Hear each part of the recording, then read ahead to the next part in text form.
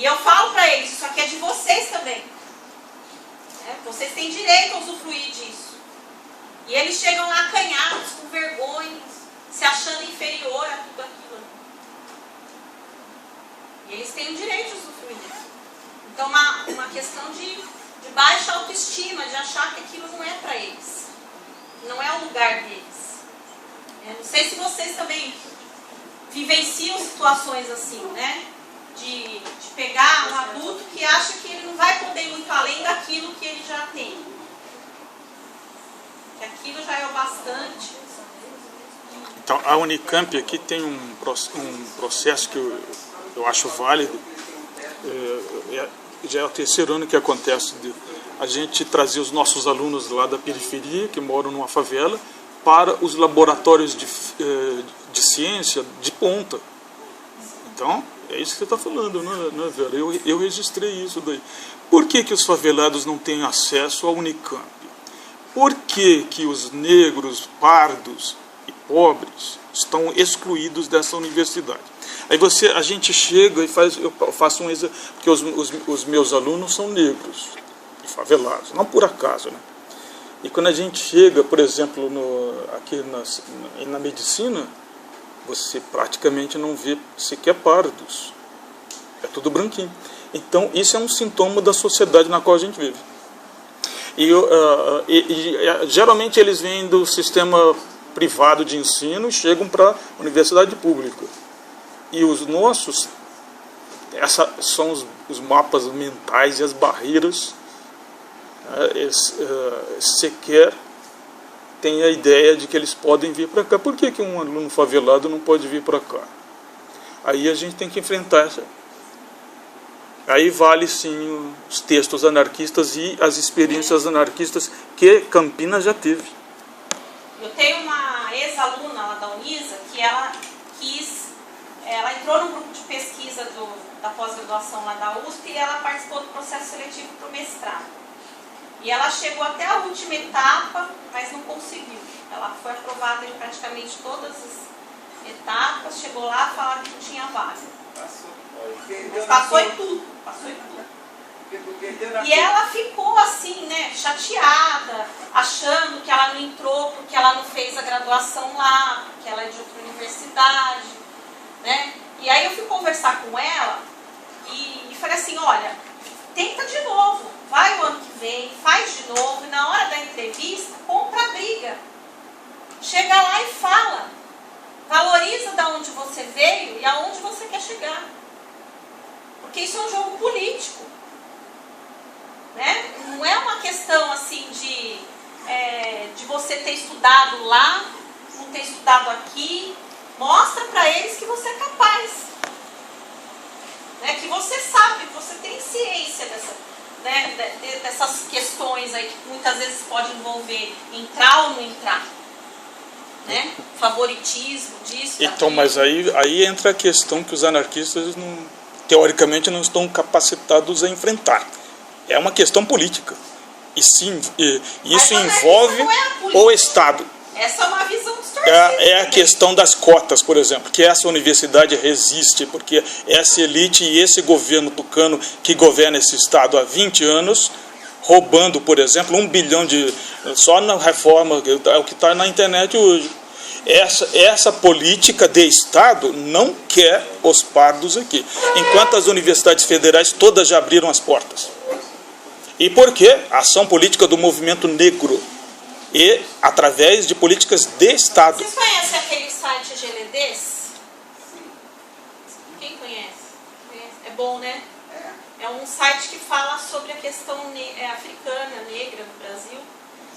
E ontem saiu até uma estatística que é em torno de 36, 37% que estão de negros e pardos que estão na universidade, que eles colocaram no site.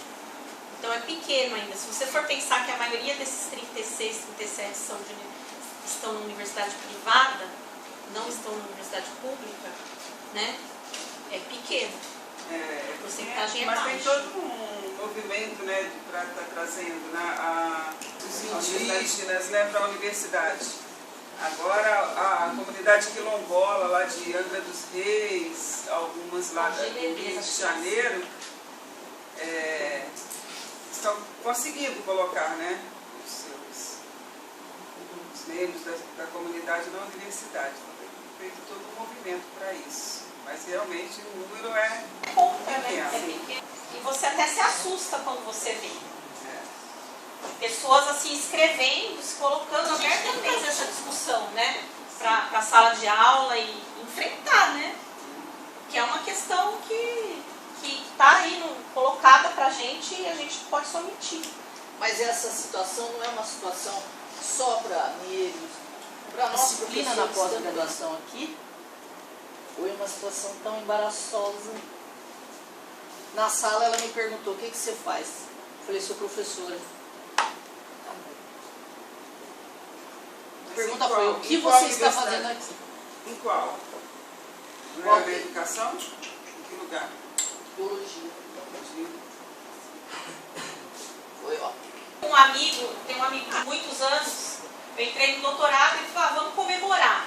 Nós fomos lá na Vila Madalena, famosa lá, fomos lá comemorar.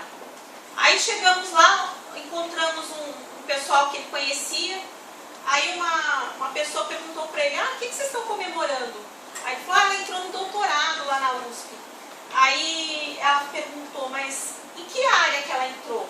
Aí ele, na educação, ela, sabe assim? Grande coisa. Grande coisa.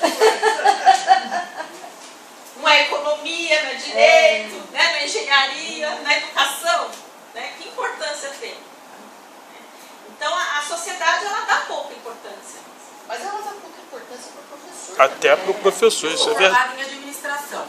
Então, assim, sempre trabalhei em empresa privada, trabalhei em banco, já morei 3 anos fora, trabalhando em multinacional. E há 1 ano e meio que eu resolvi, assim, sempre tive vontade e passei a dar aula no Entre Profissões.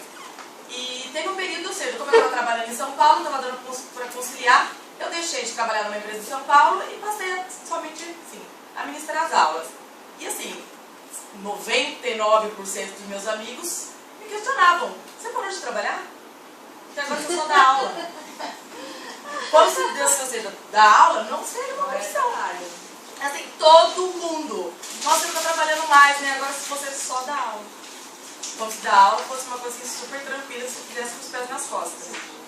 Como se qualquer um pudesse fazer também. Qualquer um. De outros internos. E ele ficou um mês aqui na USP fazendo o curso. E ele trouxe até uma gravação de hoje, né? Porque a educação técnica hoje, ela está cada vez mais rápida, né? E menos tempo, menor quantidade de tempo, mais voltado no mercado de trabalho. É um conhecimento muito rápido, ou seja, durante muito pouco tempo esse aluno ele vai perder, né, esse conhecimento, não vai ter flexibilidade para se recolocar no mercado de trabalho novamente, ele vai ter que voltar a estudar. Né? Então é um conhecimento que é muito frágil. Então esses cursos são de 2 anos, 1 ano, tem até essas faculdades agora tecnológicas de 2 anos. São conhecimentos muito frágeis. Então entra muito nessa discussão que ele coloca aqui da necessidade de uma educação integral, mais completa, né? que seja mais humana, que envolva esses conhecimentos também filosóficos, humanitários, que muitas vezes falta para esses alunos esse conhecimento teórico. A gente vê muito essa discussão, né? Principalmente na mídia, essas revistas aí de grande circulação como a Veja, defende muito que as escolas foquem no português e na matemática. Não é isso que eles colocam? Gente, é importante a gente saber o que eles pensam para a gente saber combater isso. Né? É muito importante, porque como você vai combater uma coisa que você não conhece? Não é? Então, principalmente porque nas escolas públicas domina esse tipo de revista. As escolas municipais, estaduais, têm contratos milionários com essas editoras. Não são as escolas, na verdade, o governador tucano. Essas revistas estão dentro. Que é uma mão lava a outra, né? E é uma visão que está... Eles ajudam a Veja a sobreviver, enquanto a Veja defende o programa político deles. Mas isso é uma coisa que a gente tem que combater. Então, mas aí é importante a gente saber o que eles estão falando. Se a gente não souber o discurso deles, como que a gente vai combater? A gente tem que saber. Isso é uma coisa que eu aprendi muito com os libertários. Por isso que eu falei para vocês. Eles liam Lenin, liam Marx. Né? Vou falar daquilo que eu li, daquilo que eu sei. Né? É complicado muitas vezes. A gente tem um nojo, uma repulsa. Né? Você fala assim, isso aí é uma coisa que eu não quero nem ver na minha frente. Mas muitas vezes, para combater, a gente tem que saber qual é o discurso. Tem que conhecer o discurso. Né? Tem coisa que a gente fica horrorizado mesmo. Teve até uma vez que, graças a Deus, eu não lembro nem o nome do fulano, mas ele falava assim, que a educação em São Paulo não era caso de melhorar o salário dos professores, por exemplo. Não era esse o problema. E aí ele já começava o texto falando disso, que não era preciso valorizar o salário dos professores. É lógico que é preciso valorizar. Né? A gente sabe disso. A gente sabe o quanto a gente estuda, né? O quanto a gente se envolve, o quanto que é importante o professor estar numa escola só, né? Ele ter uma carga horária que dê a ele qualidade de vida também, que ele não precisa ficar correndo de uma escola para outra. A gente sabe de tudo isso. E muitas vezes a pessoa nem era da área da educação e está escrevendo sobre educação, que é o que a gente já falou aqui. Né? Qualquer um sabe falar de educação, acha que pode dar aula, pode trabalhar na área da educação, mas por isso que é importante a gente saber o que por isso que é importante a gente saber. Ontem eu estava numa banca de TCC da faculdade e uma aluna fez um trabalho sobre afetividade, a relação entre professor e aluno, a necessidade da afetividade. E quem que ela usou? Adivinha? Xavi. Aí estávamos 3 professores na banca e cada professor avalia um aluno e os outros ficam esperando o próximo. Só que nós não aguentamos, né, eu e a outra professora, nós não estávamos necessariamente avaliando essa aluna, mas nós não nos aguentamos, né, de ver. E aí ficou aquela coceira, aquela vontade de falar, né? E nós levantamos a mão e fizemos a mesma pergunta, por incrível que pareça. Por que você escolheu o Xavi? O que te levou a escolher esse autor? E aí ela não sabia muito bem explicar, e ela falou que ele citava um Valon, que ele citava não sei quem. Aí a gente falou, mas por que você não foi direto no Valon? Você precisa passar pelo Xalipa para chegar no Valon? Por que você não foi direto no Valon? E aí ela entrou na discussão da educação dialógica, da necessidade do diálogo, e não citou Paulo Freire. Nem falou do Paulo Freire. E aí eu questionei isso para ela. Falei assim, mas como que você fala da necessidade de diálogo na educação com o aluno e não fala do Paulo Freire? Aí ela, mas é que ele trata da alfabetização de adulto. Não fala só de alfabetização de adulto. E esse é o maior erro quando se trata da obra do Paulo Freire, achar que ele só fala para trabalhar com adulto. Né? A obra dele é muito complexa, não é só para adulto. Inclui também uma visão de mundo do ser humano. Né? Por isso que ele é usado em vários países, é mais conhecido até fora daqui do que aqui. Acho que professores brasileiros usam muito pouco a obra do Paulo Freire, poderiam se usar mais. Agora isso preocupa um pouco também, porque tem um orientador desses trabalhos, né? Como que esse orientador não fez esse questionamento, por exemplo? Né? Então, aí a gente estava questionando. Aí ela perguntou pra gente por que a gente tinha essa visão dele. E nós fomos explicando para ela essa questão política, até a questão de autoria, que ele é muito questionado porque ele não cita a fonte, ele fala um monte de coisa que nem é dele, não cita de onde que veio isso, né? E tem vários problemas as obras dele, sem contar que o que ele diz não condiz com a prática, né? Então tem muitas questões ali. Foi secretário da Educação. Foi secretário da Educação, né? Então nós começamos a falar e ela ficou pensando.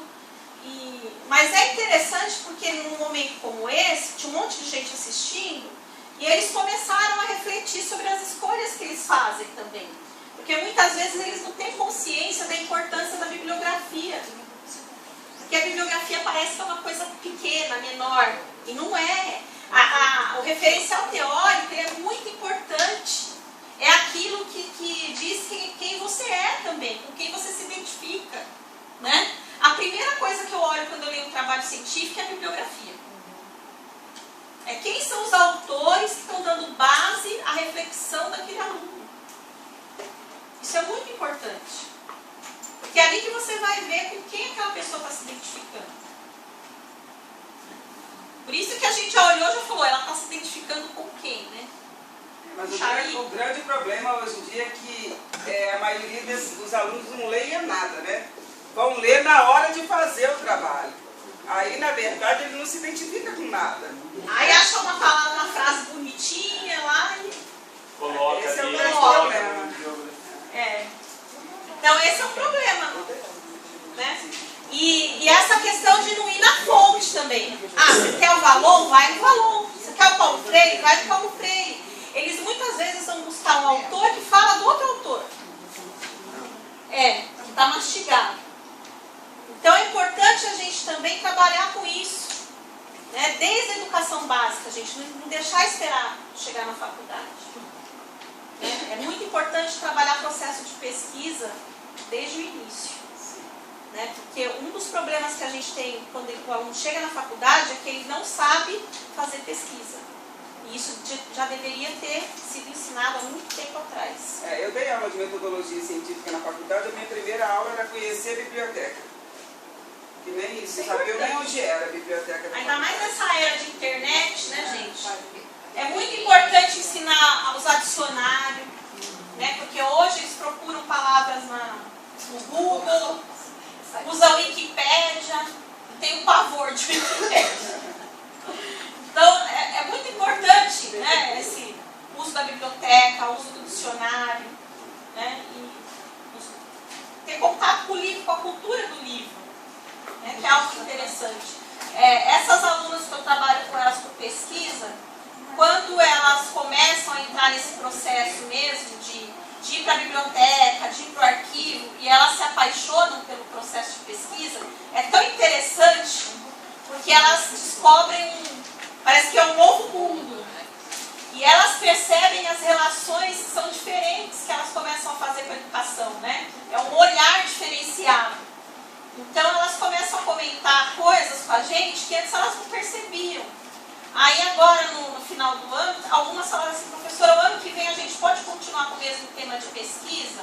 Será que a gente pode entrar no grupo lá do CNPq para fazer iniciação científica? Eu falei, claro que vocês podem, né? Pode entrar, vocês podem continuar com o mesmo tema. Ela falou, a gente quer continuar lendo nas férias, dá para trazer uns livros para a gente ler nas férias? Olha só que interessante, né? Nem imaginei que ia ouvir isso, né? E trouxe livro, levei livros meus lá para elas estão lendo já saíram, algumas já saíram de férias que estão de exame e já levaram livros para ler, estou emprestando livro e eu empresto com muito prazer, assim, eu acho muito interessante isso. Tive professores que fizeram isso por mim e faço com prazer por elas, né? Eu acho que isso que é uma relação, para mim, de afetividade com o aluno, que é esse compromisso que você tem com a aprendizagem dele, com esse processo de pesquisa, né? Que é algo que ele descobre fazendo. E que você tem que estimular. Desde cedo. Se você estimula desde cedo, quando chega lá, ele já tem esse gosto. Agora, o problema dessa educação que a gente tem hoje é que ela está cada vez mais fragmentada, que é o que ele coloca aqui. E que é uma educação fragmentada voltada para o mercado de trabalho. E que também vai gerar empregos de baixo salário, né? Então você tem lá vários tipos de formação. Dependendo da formação que a pessoa vai fazer, vai ter um tipo de carreira que ela vai seguir. E também um tipo de salário que ela vai estar limitada a ter, né? E isso é complicado também. Porque se ela faz um curso técnico que tem uma expectativa muito baixa ali, qual é o nível de salário que ela vai ter? Também é baixo, né? discutir com eles. Porque as perspectivas que eles têm de futuro, às vezes, está relacionada à questão da baixa autoestima. Eu lembro há muito tempo atrás que eu dei aula numa antiga 8ª série, que agora é 9º ano, né? E era uma sala assim, de escola estadual, e eles tinham um pessimismo, era uma sala pesada, um ambiente pesado, e eu comecei a conversar com eles, tentar descobrir o que acontecia ali, e a escola era um ambiente assim deprimente, era uma escola muito mal cuidada, tinha uma direção problemática, uma escola toda pichada. Para não gastar dinheiro com cortina, a diretora mandou pintar as janelas de preto. Era uma escola terrível, assim, um ambiente que até a gente se sentia mal, imagina os alunos. E aí eu comecei a perguntar para eles, né, sobre o futuro, o que eles queriam fazer, o que eles queriam fazer no futuro. E aí um aluno falou assim, professora, é muito difícil isso que a senhora está perguntando. Eu tenho vontade de comprar um computador, fazer cópia de CD e vender ali em cima, lá no centro. Era essa perspectiva de futuro que ele tinha. Fazer cópia de CD para vender. E nem tinha perspectiva de fazer ensino médio. Então é muito complicado. É importante a gente também tentar conhecer a história de vida, né, desses alunos, ver, diagnosticar um pouco em que situação eles chegam na sala de aula. Né? Um trabalho que eu aprendi a fazer com a Carmen, que foi minha orientadora do mestrado e do doutorado, é levantar o perfil. Isso ela faz até com os alunos lá da pedagogia. Né? Levantar o perfil da sala. De onde esses alunos vêm, quais as expectativas que eles têm, né, em relação ao curso, a formação que eles estão tendo ali no lugar que você está trabalhando, quais os problemas, né, que eles enfrentam. Você conhecer um pouco essa realidade, porque a partir disso é que você monta o seu planejamento, porque senão fica muito complicado você fazer um planejamento a partir de uma realidade que você não conhece. Então é interessante isso para a gente poder trabalhar. Então aqui tem algumas coisas que eu destaquei, não sei se bate com o que vocês destacaram, né? Mas na página 52, lá no último parágrafo, ele fala assim: nós, portanto, defendemos que no interesse das duas, assim como da sociedade em geral, todo ser humano, sem diferenças de origem, deveria receber uma educação que lhes permitisse, seja homem ou mulher, ligar o verdadeiro conhecimento científico a outro, igualmente profundo, da arte mecânica, reconhecendo sem reservas a necessidade da especialização dos conhecimentos, mas afirmando que esta deve vir depois da educação geral, que deve compreender tanto a ciência quanto o trabalho braçal. Né? Interessante para a época ele fazer a não distinção de gênero, né? Homem e mulher. Então, isso que eu ia falar agora, essas escolas que eu citei para vocês, elas tinham a coeducação, que era tanto de sexo, de gênero, quanto social. Então, a Escola Moderna de Barcelona, a Escola Oficina número 1 de Portugal, que eu não tinha citado, que é também uma escola libertária, né? As da França, a do Tolstói, misturavam meninos e meninas e crianças de origens sociais diferentes também. Então, a coeducação era um princípio que era usado pelas escolas libertárias. Né? Então, você vê lá fotos em que não era comum, né, misturar. Né? E misturar idades também, que também não era muito comum. Então, é um trabalho bem diferenciado. E aí você vê essa questão das escolas oficinas, como essa de Portugal. Essa eu fui estudar lá, eu fiquei um tempo em Portugal estudando. A escola oficina número 1, em Lisboa. Era em Lisboa. Essa aqui quem me ajudou foi o Antônio Nova. Trouxe o material de lá. Quem era professor dessa escola era o Adolfo Lima. E tem fotos dessa escola, e são fotos bem interessantes que batem bem com esse texto. Eram mesas, não eram mesas individuais, eram mesas coletivas. Em vários trabalhos as crianças não sentavam, elas ficavam em pé, porque elas trabalhavam com, né, como o próprio nome diz, né, oficinas, eram trabalhos envolviam várias questões práticas. E também tinham aulas fora da sala de aula. Na Larouche, que é a escola da França, tem muitas fotografias ao ar livre, em espaços abertos. E as mesas também em espaços abertos. E sempre mesas coletivas. Ou sentados no chão, ou em círculo. Então isso, final do século XIX e início do século XX. Que é bem inovador para a época. Por isso que elas foram reprimidas. Imagina na época. Se hoje é difícil a gente fazer isso, gente. Vai hoje tentar fazer isso. Vai hoje sentar com seus alunos em círculo no meio do pátio. A gente encontra muita resistência, não encontra? Falam que é bagunça, que a gente é desorganizado, que a gente não sabe controlar a classe. Não é assim?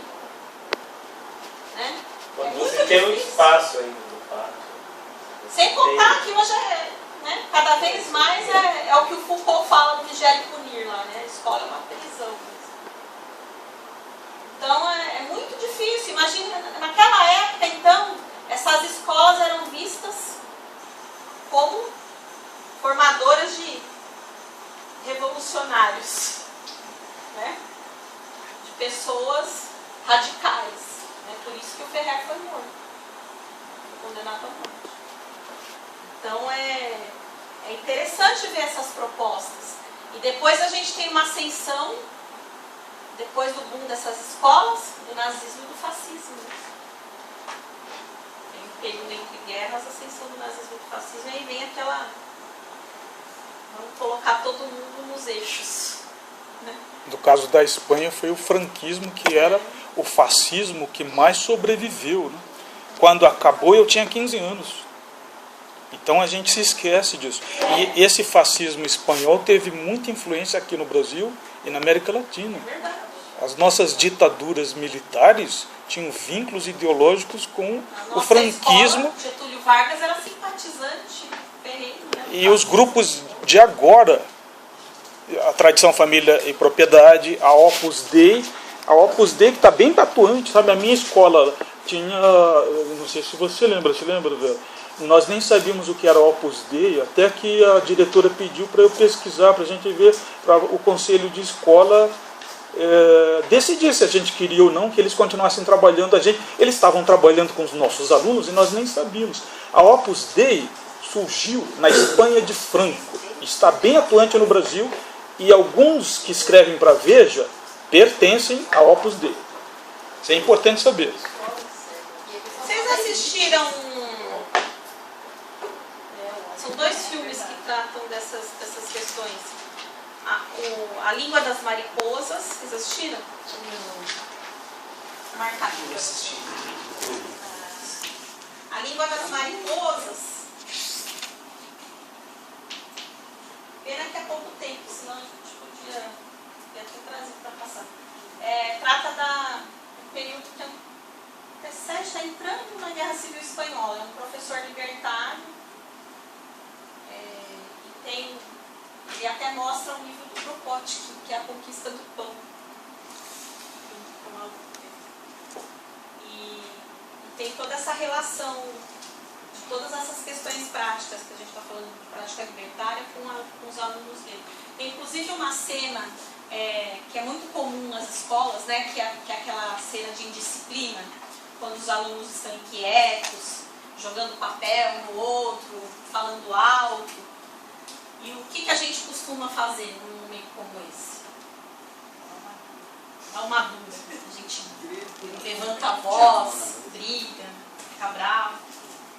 O que ele faz no filme? Ele fica em silêncio. Ele olha, né, aquela cena e ele vai para a janela e deixa eles resolverem sozinhos a situação. E eles começam a perceber que aquilo não pode continuar daquele jeito.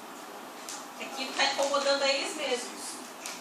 E eles sozinhos se organizam, um cutuca o outro, né, aponta lá o professor.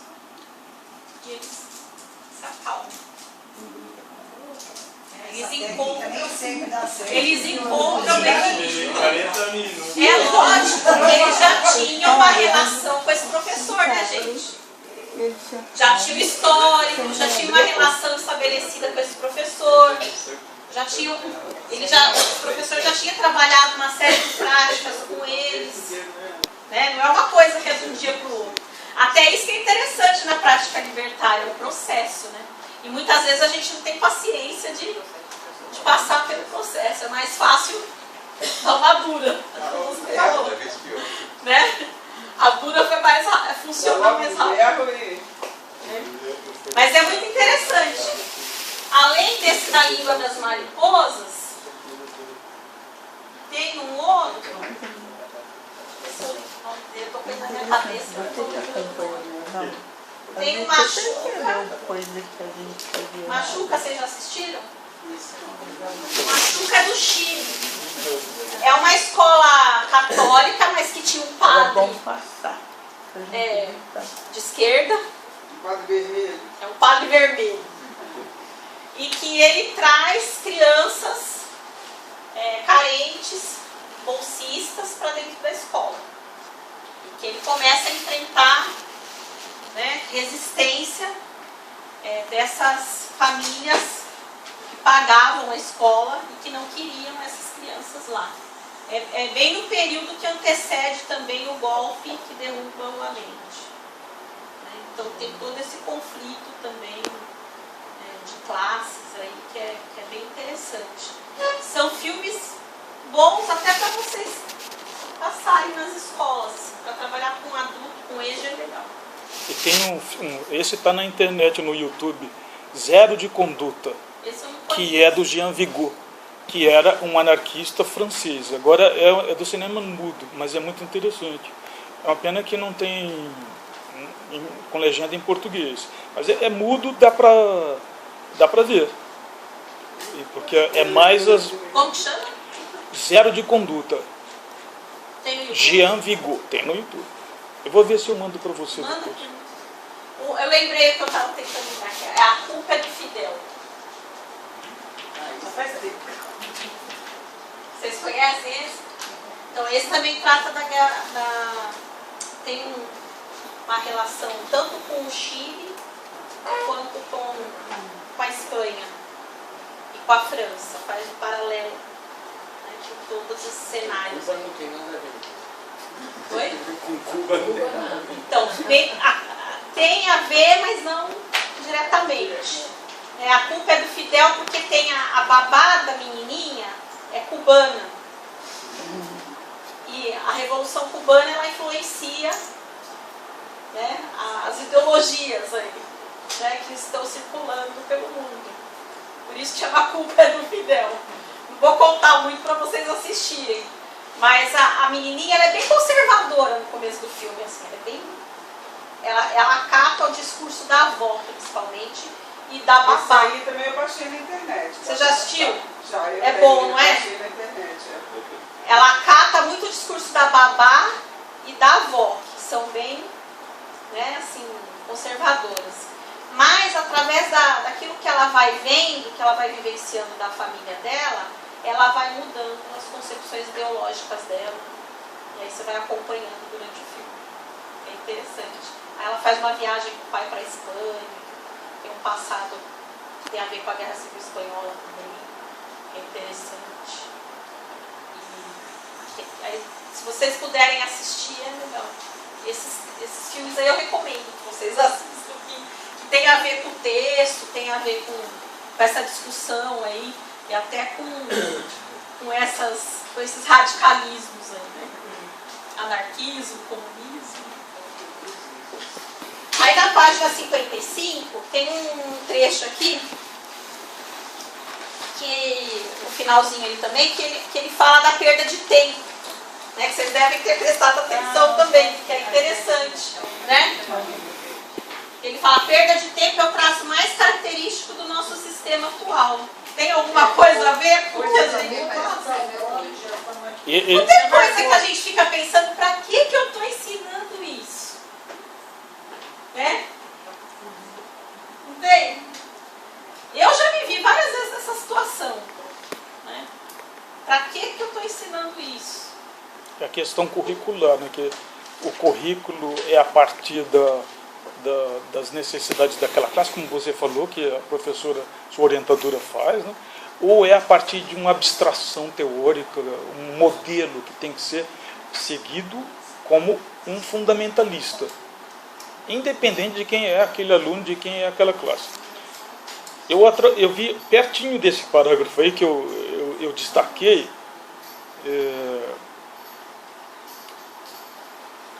a questão da matemática, porque ele escreve numa época que eu acho que a Rússia não tinha adotado o sistema métrico decimal.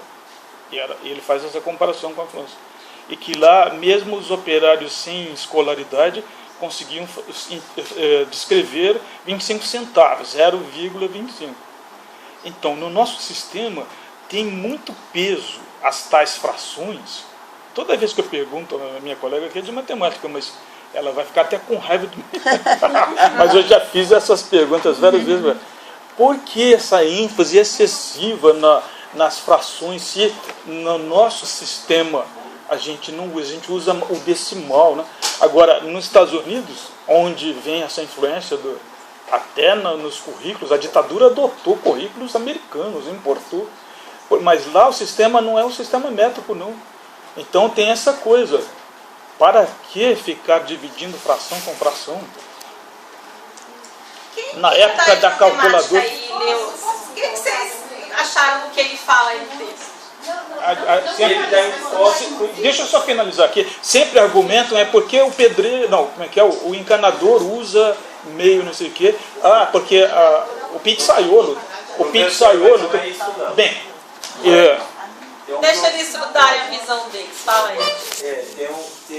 Tem um problema aí, em termos de nós matemáticos já pensamos nisso, em questões práticas, né? A fração ser tirada dos currículos. Mas tem um entrave teórico aí, porque você tem um estudo mais aprofundado que é os números irracionais, você não tem jeito de fundamentá-lo se não tiver as frações. Então é um entrave que tem na matemática. E não é só aqui, em outros países também. O modo de raciocínio já se pensou em que você retirar. adquire quando você lida com a relação é muito importante para compreender uma série de coisas. E não é questão de... Principalmente algo muito prático que é a porcentagem.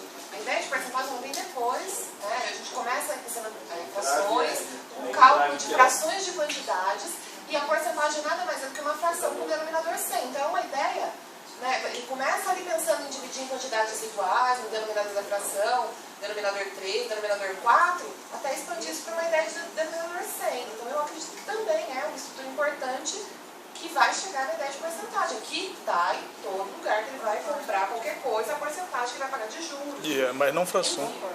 Não é como no sistema americano.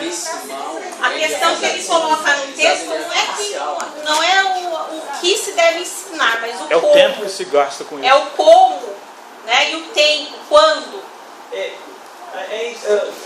Você falou, na verdade, uma fração vira um número decimal. Se você mas ele fala, você vai ver, ele fala mecânica, então, fala eu muito de faço geometria. Então ele quando tira eu agora. dou Aí eu fração, entendi um pouquinho. Na época aí eu vou também já no decimal e na porcentagem. O mais importante é o decimal. É o que é o dia a dia. O nosso dia a dia é isso. Eu chego no decimal. Ainda hoje é a ciência. Só que a ciência, no nosso mundo moderno, assume uma cara tão magística de coisa ilógica, impossível de ser compreendida, a um nível que é irreal, que não é prático. Na verdade, a ciência é isso. Essa relação da ciência com a prática e compreensão do universo é o que é essencial. Rodolfo, você que é professor de ciências, não é isso? Sim. Então, aí no caso é um problema sério. E a gente pode resolver isso. Como ensinar ciência sem laboratórios nas escolas municipais? Não é? Porque aí você fica com o livro só. Ciência é muito difícil aprender com um texto em lousa, hein? Na teoria, na verdade, se você conseguir, por exemplo, a hora que você vai trabalhar com algumas ideias científicas, se você consegue que ele ponha a mão na massa, ele vai ter uma compreensão completamente diferente daquilo. É completamente diferente de você falar, já que ele cita a termodinâmica ou a mecânica do calor aí, a hora que você falar, não, mas olha, os átomos são isso, o calor faz os átomos agitarem, olha, uma coisa que aquece aumenta de volume, uma coisa que seria diminuir de volume. Aí ele fica, tá, muito interessante, muito legal. Agora decora que vai cair na prova. Um balão e joga alguma coisa muito fria em cima do balão, e o aluno ele vê o balão no chão, e aí depois ele vê o balão enchendo de novo, ele fala, nossa, a coisa é diferente, tem uma relação muito mais prática com aquilo que você vê. E aí ele vai tentar entender o porquê daquilo, e aí tentando entender o porquê daquilo, é que ele de verdade já entendeu o que é átomo, o que é molécula, o que de verdade está acontecendo naquele lugar. E aí ele começa a ter uma visão das coisas completamente diferentes. O laboratório é essencial. Tá? Você acha? Isso é interessante. Até porque, eu estava comentando semana passada, inclusive, com a Regina. Eu recentemente eu quase desisti, porque eu tinha que fazer uma aula prática de química, tá? Mostrando experimentos químicos, e eu passei para uma aula que eu ia fazer experimentos, na verdade na prática 2 aulas que eu ia passar fazendo experimentos, eu passei uma tarde inteira preparando reagente, preparando coisa, preparando tudo para fazer essas 2 aulas. E a gente não recebe esse tempo. Não tem condições de realmente elaborar um tempo para fazer isso. E não é que em salas diferentes eu poderia usar a mesma aula. Não posso, não é igual. Mesmo que eu esteja trabalhando no mesmo conteúdo. Na realidade não é essa. Então, quer dizer, é real. Na prática a gente precisava de tempo, a gente precisava de equipamento, a gente precisava de condições. Que aí o professor compra por ele mesmo, como eu faço. Pois é, mas isso que a gente tem que questionar. Ele para montar o laboratório, que ele vai carregar para a escola onde ele está dando aula, e quando ele sai da escola ele leva esse laboratório embora, ou não.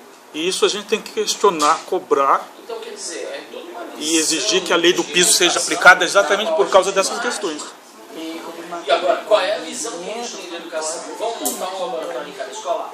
Não. Vamos comprar um texto didático da empresa X, tá? Que vai ser mais barato para o sistema, que vai permitir um desvio de verba. E se preparem, que a Falcone fabrica material didático de ciência. Ah, é? Cara, então, nesse sentido, o texto é bem pertinente à nossa prática, não é? Mesmo com esse sistema ainda de escola de Foucault e tudo, a gente pode pressionar para mudar. É o que é. E se você vai lidar com a ciência mais moderna, de computação e etc., ela é uma coisa extremamente prática. Ela é uma coisa extremamente... O cara pode nunca ter frequentado uma faculdade de computação, de ciência da computação, de engenharia da computação, e compreender muito mais a computação do que o cara que frequentou uma faculdade dessa. Quer dizer, a compreensão prática não é mais importante.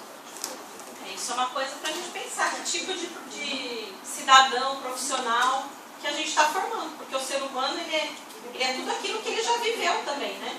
Então você pega lá a pessoa que está se formando na faculdade, que educação básica que ela teve?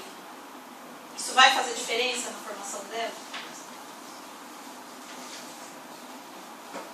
Faz muita diferença. Esse prédio que desabou aí agora em Guarulhos, ou todos os outros que desabaram. Eu lembro de uma discussão que eu tive com um aluno em sala de aula por causa disso. Na época, já faz uns 5 anos isso. E também tinha desabado um prédio naquela época. E a irmã dele estava fazendo arquitetura. E ele falava que ela nunca tinha gostado de estudar, que ela não gostava de estudar, e que ela tinha entrado na faculdade, e que ele também ia entrar, e que ele não precisava estudar, e ele, sabe assim, desfazendo tudo. Aí eu perguntei para ele, você contrataria a sua irmã para projetar alguma coisa para você? Aí ele, professora, você está me ofendendo. Eu falei, responde para mim. Você contrataria a sua irmã para projetar alguma coisa para você? Você sabendo que ela não gosta de estudar, que ela está passando lá, que está pagando, nessas condições que você falou? E ele falando que eu estava ofendendo ele. Eu falei, não, agora você responde para mim. Você contrataria a tua irmã? E ele não conseguia responder para mim. Porque é muito sério isso. Né? Isso é muito sério. Você moraria numa casa que ela projetou? É engraçado ele perguntasse por que isso ofende, cara? Entende? Né? Agora tem muitas questões envolvidas nisso aí. Por exemplo, aqueles prédios lá do Rio do Naia, que o cara fazia com areia de praia. Nossa. O cara com negócio espetou. Eu acho que aí não... O cara que... Hein? Os palas da vida. Aí o dono que comprou o material que não era adequado, e aí como é que fica o engenheiro, todo mundo que trabalha nessa obra, vamos dizer assim. E aí o cara está falando, é esse material que você tem que trabalhar. Para aumentar as margens de lucro. Não, esse de Guarulhos, eu estava lendo, e eles falando, os funcionários que trabalhavam lá, falando que eles sabiam que aquilo estava comprometido. Não sei se vocês chegaram a ler. Eles sabiam que aquilo uma hora ou outra ia cair. Eles têm um conhecimento, não hoje, mas um conhecimento da prática. Essa é a responsabilidade também que a gente tem que trabalhar com. Só que eles não tinham autoridade para trabalhar de numa empresa que me obrigue a fazer esse tipo de Tem coisa. um aluno que trabalhou no Cosmos ali, pelo amor de Deus, desculpa se alguém comprou alguma coisa ali naquele Cosmos, que é um residencial. Um residencial do lado da Jardim Floresta. Me perdoem se alguém comprou alguma coisa naquele Cosmos, desculpa, eu estou narrando o que o aluno falou. Porque ele jamais compraria uma casa. Ele trabalhou lá. Não, eu não compro, isso aí não mora aqui de jeito nenhum. Isso aqui essas paredes não tem condição de ficar de pé. Falar. Um aluno meu, lá de EJA, tá, que era pedreiro, tem conhecimento da profissão dele de pedreiro, e que de repente ele tem mais conhecimento a respeito de construção do que o engenheiro que está ali. E se ele não tem mais conhecimento, então pelo menos ele tem mais caráter do que o engenheiro que fez aquilo. O que contratou, comprou aquele material, o que escolheu aquele sistema para construir. Quer dizer, é o curso de engenharia que dá autoridade para fazer uma obra.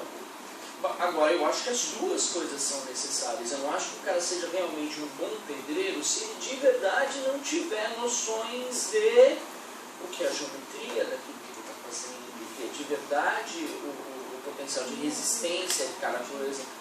Se a gente conseguir unir as duas coisas, que aí que eu acho que é do que ele está falando aqui, é uma pessoa que tem a compreensão prática e também tem a compreensão teórica do processo que ele está fazendo. A hora que uma pessoa realmente tem essa vivência, tanto prática quanto teórica daquilo, essa pessoa, ela transcende o sistema atual que a gente tem. O problema é que também, muitas vezes, no curso de engenharia, você tem a pessoa que tem a concepção teórica, mas não tem a prática. Que é o inverso. Que acontece. Ele cita uma pessoa aqui que é quase praticamente o pai da engenharia moderna, que é um cara que fabricava, esqueci o nome dele agora, ele acabou de citar, que fabricava moinhos de vento na Holanda. Que era uma pessoa que teve uma formação básica mínima, tá? Mas que aprendeu muito bem matemática nessa formação básica.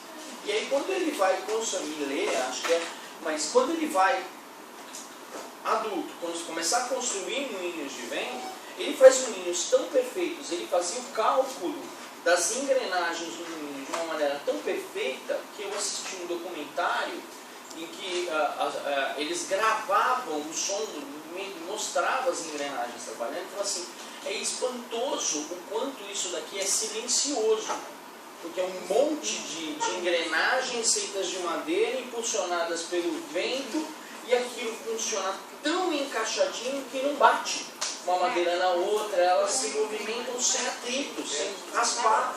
Não, esse moinho aqui está praticamente sem manutenção, funcionando há 100 anos.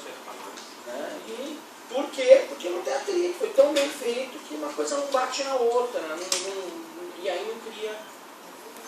Tem um momento do texto aqui que ele fala, tem mais de um momento, mas tem um aqui específico, que ele fala do prazer em aprender. Se você despertar isso, né, a pessoa ela tem que escolher aquilo que ela quer, a área que ela quer estudar, a área que ela quer, né, se dedicar. Hoje, muitas vezes, a pessoa ela escolhe aquilo que dá dinheiro, aquilo que dá retorno financeiro, que dá retorno no mercado. Ela tem a pressão da sobrevivência, né? Eu dou, às vezes, um curso de pós-graduação também, que é voltado para essa nova lei na área da saúde, né? Que os enfermeiros, para dar a aula para o curso técnico, eles também têm que ter a docência. E eles têm uma resistência muito grande em fazer a docência, porque eles acham que eles não precisam, porque é aquilo que a gente falou, para ser professor qualquer um pode ser. E eles têm uma dificuldade muito grande de entender que enfermeiro é uma coisa, e docente é outra coisa. Né? Ele precisa de conhecimentos, de didática,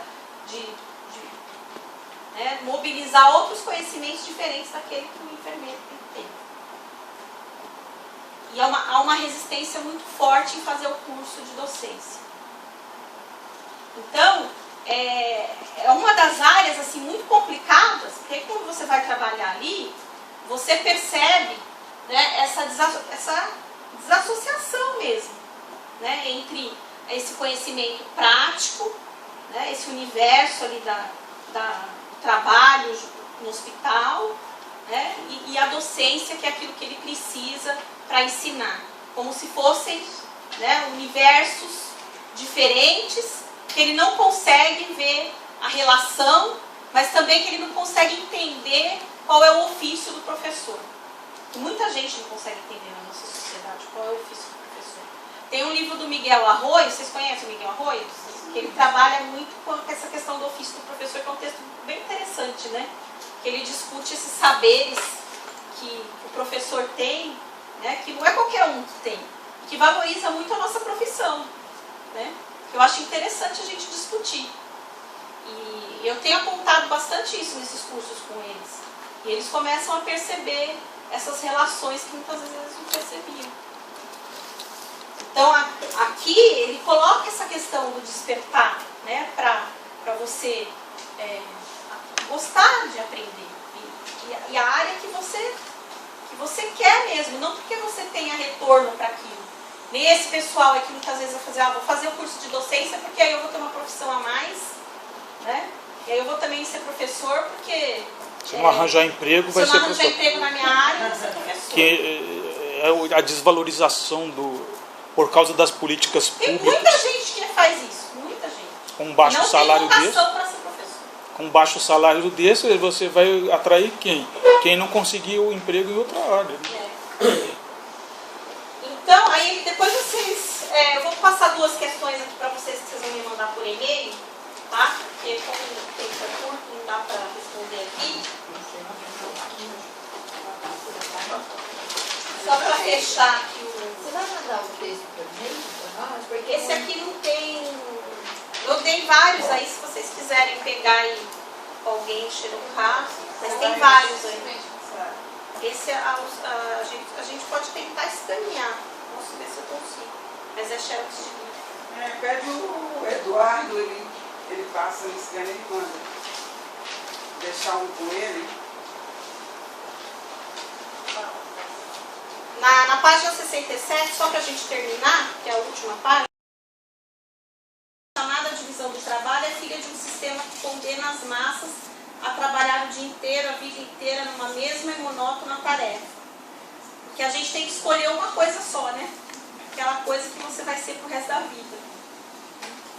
E que muitas vezes você deixa de fazer outras coisas que você também gosta, porque você tem que se dedicar a um trabalho para te sustentar, para sobreviver. Mas se levarmos em conta a limitação do número dos verdadeiros produtores da riqueza em nossa sociedade atual, e como se dilapida esse trabalho, haveremos de reconhecer que Franklin tinha razão ao dizer que 5 horas de trabalho diário bastariam, em geral, para proporcionar a cada indivíduo, numa nação civilizada, as comodidades de que agora só uns poucos podem usufruir, que é aquele que coloca a visão libertária dele, né? Que é uma sociedade que muita gente acredita que é utópica, né? Que se todos contribuíssem, você não precisaria trabalhar tanto. Né? Porque você já tem uma produção de excedentes muito grande. A gente tem alimento que se estraga. A gente tem produto que se estraga. A gente joga fora muita coisa. Se você vê a quantidade de lixo, de consumo, ele fala até do brinquedo aqui, que criança gosta de produzir o próprio brinquedo. E a gente mesmo às vezes estraga esse desejo da criança. Até com o nosso próprio consumismo, né? Que a gente compra muita coisa, dá muita coisa. E às vezes não valoriza a produção da criança. Né? Eu achei interessante que ontem na escola da minha filha, o amigo secreto que eles fizeram lá foi de cartinha. Cada um fez uma cartinha, pintou, e aí eles sortearam e deram as cartinhas. Não foi presente, foi a cartinha que cada um fez. Né? Eu achei interessante essa ideia, né? Eles que confeccionaram o cartãozinho, a cartinha de Natal. Né? Então é interessante a gente pensar em propostas alternativas que evitem essa questão, né, do consumismo, e na sala de aula também fazer essas possibilidades. Acumulação a escola privada. também entra nessa questão do consumismo. Acumulação privada da riqueza, que é a questão que os anarquistas questionam, que o capitalismo se baseia exatamente nisso, na acumulação, mas não é acumulação privada de riqueza, sem distribuição de riqueza. Tem gente que fala que eu sou muito revolucionária, né? Falando é por isso que a gente sofre tanto, que a gente bate de frente. Uma aluna falou assim pra mim: professora, a senhora é muito idealista, não existe mais professor idealista hoje em dia. Eu falei: o dia que eu deixar de ser idealista, eu deixo de ser professora. Posso fazer Não existe professor que não seja. Professor, posso fazer um comentário? Eu perguntei para você sobre a escola lá de Barcelona, porque, embora eu ganhe pouco, né, professor, mas tive a oportunidade, e acho que muitos colegas talvez já tenham tido também, de estar lá em Barcelona. Eu não tinha essas informações que você passou hoje sobre o Ferrer. Se eu tivesse, eu teria me inteirado melhor lá. Mas uma coisa, esse texto aqui me chamou a atenção, e eu lembrei dessa viagem que eu fiz, é que o cartão postal, um dos mais conhecidos lá de Barcelona, é a Igreja da Sagrada Família, Gaudí. Gaudí é uma referência em Barcelona. Então, mas o curioso, lendo isso aqui me despertou isso, é que aquela igreja monumental e que difere, né, de toda a arquitetura que você tem lá em Barcelona, das outras igrejas, é que ela repousa num princípio muito simples, né, e que eu acho que partiu da observação e da ouvida. E o princípio genial é que você entra na igreja, você parece que está no meio de um bosque. Quer dizer, a igreja é a reprodução de um bosque, a natureza. E eu acho, agora, o mais curioso é que quando você entra lá no subsolo da igreja, tem mais de 300 operários trabalhando para transformar essa visão do Gaudí, a natureza, transformar isso em arquitetura.